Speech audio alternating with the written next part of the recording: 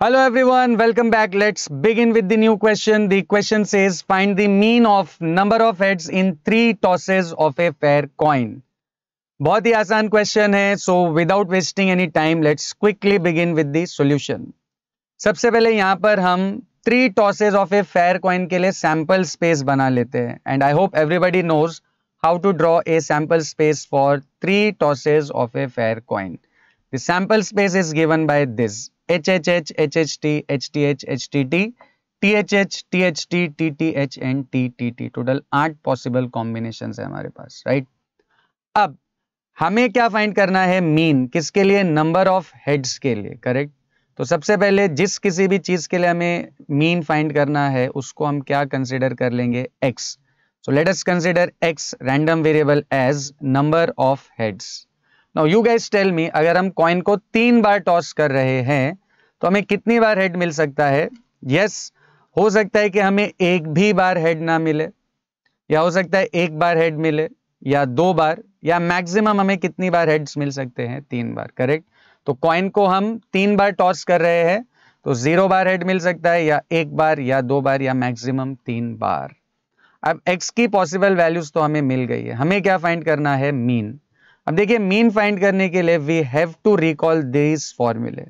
अब यहाँ पर टोटल 3 फॉर्मूले हैं. नॉर्मली क्वेश्चन में आपको मीन के साथ साथ वेरिएंस भी फाइंड करने बोलता है, बट इस क्वेश्चन में सिर्फ मीन फाइंड करना है, तो focus only on formula number 1. ये सेकंड और थर्ड फॉर्मूला आपको कब यूज करना है? When you are asked to find variance. तो अभी हमें सिर्फ मीन फाइंड करना है, तो हमारे काम का है ये सिर्फ पहला वाला फॉर्मूला. अब इस फॉर्मूले को यूज करने के लिए हमें सबसे पहले क्या करना पड़ेगा? टैब्यूलेशन करना पड़ेगा. तो लेट्स टैब्यूलेट. टैब्यूलेशन में सबसे पहले कॉलम में आ जाएंगी x की वैल्यूज, देन नेक्स्ट कॉलम में p ऑफ x, और थर्ड कॉलम में x into p of x, correct?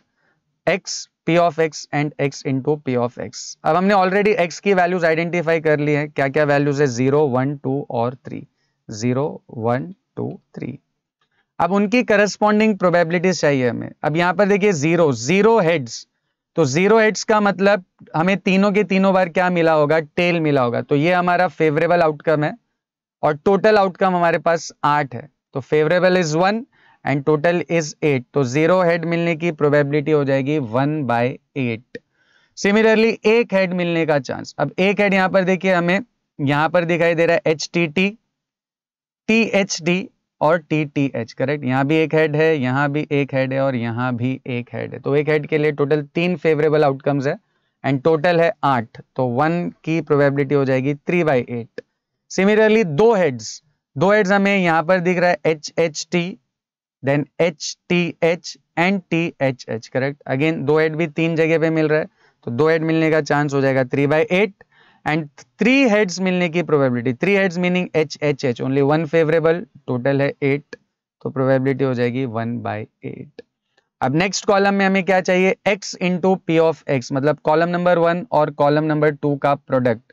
So 0 into 1/8 will be 0, 1 into 3/8 will be 3/8, 2 into 3/8 will be 6/8 and 3 into 1/8 will be 3/8. अब इन सबको add अगर हम करेंगे third column की values को, तो we get sum of x into p of x, और ये टोटल क्योंकि देखिए डिनोमिनेटर सेम है, तो 3 and 6 9, 9 and 3 12, तो ये टोटल हो जाएगा 12/8. अब हमें फॉर्मूला पता है e ऑफ x क्या होता है? एक्सपेक्टेड वैल्यू और मीन को देखिए e ऑफ x भी बोलते हैं, तो मीन बोलिए, एवरेज बोलिए, या expected value of x, e of x बोलिए, तीनों का मतलब है one and the same. So mean or e of x is given by sum of x into p of x, and sum of x into p of x हमने calculate किया हुआ है as 12/8, and 12/8 को अगर हम simplify करें तो ये हो जाएगा 1.5. So the mean value of number of heads in 3 tosses of a fair coin will be 1.5. Very easy question. I hope you have understood this. See you in the next video.